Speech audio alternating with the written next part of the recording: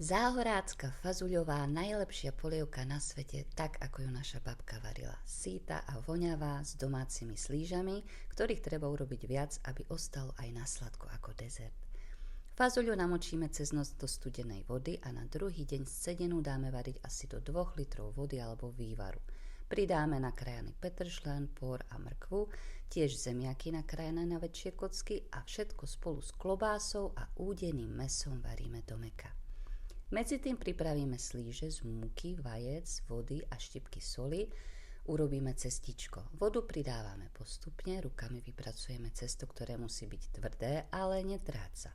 Cesto necháme oddychnúť a potom rozvajkáme, podsypeme múkou, preložíme a nožom nakrájame hrubšie rezance. Tie musia byť dlhé, hrubé a široké, musá o hubu pléskať.